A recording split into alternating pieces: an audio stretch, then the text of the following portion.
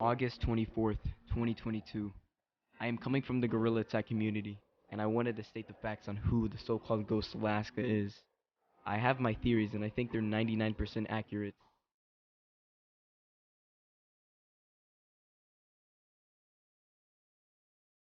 Who is Laska? Well, some people define him as a ghost, and some define him as an entity.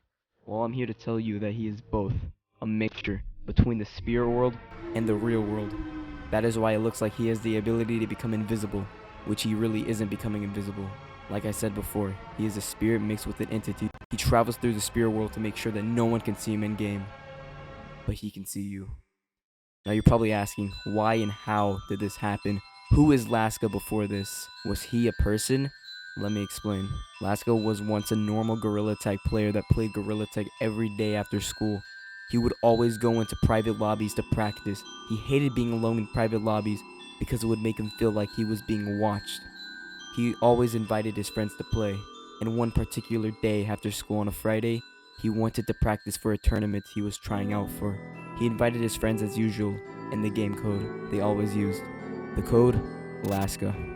Once they all got into the code, they would all do 1v1s to test their skills and to make sure that he'd make it into the tournament. So they did just that.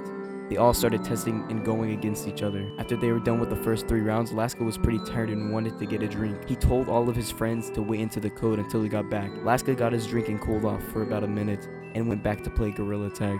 When he got back, no one was there. The code was empty. Just him and the fake audio birds chirping. He thought maybe his Wi-Fi was messing up, so he restarted Gorilla Tag and went back into the code. When he got back into the code, no one was there. He thought it was pretty strange, so he went to go text his friends to join back. But before he went to take off the VR headset, he heard a noise. A very terrifying noise coming from the cave. He checked the leaderboard to see if he was really alone, and he was. No one was there, just him. Then he heard the noise again. He was very frightened, but he wanted to see what it was. He went down to the caves and listened for the noise. It was coming from the mines. Now at this point, Laska was very scared, but he really wanted to know what that noise was and what the was down there. So he went to the entrance of the mines and looked down the scary dark hallway and saw something. He couldn't tell what it was, so he explored deeper into the mines. The same noise was heard again. It was coming from the dead end area of the mines, the place no one goes alone. But Laska was feeling brave today and went to the dead end, and to his surprise, he saw nothing. Then he heard the noise again, but this time it was 10 times louder than before.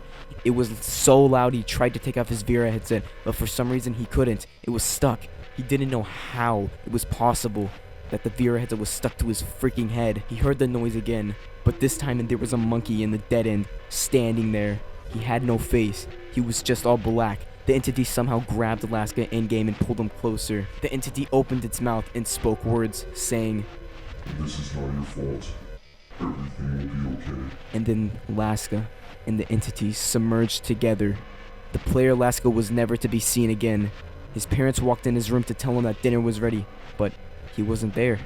He was gone. Only the VR headset was to be found on the floor, burnt and broken. Laska was taken by a spirit, and Laska has become the entity for the spirit so that people can see him. And the spirit, now known as Laska, is to wait for his next victim to take their life.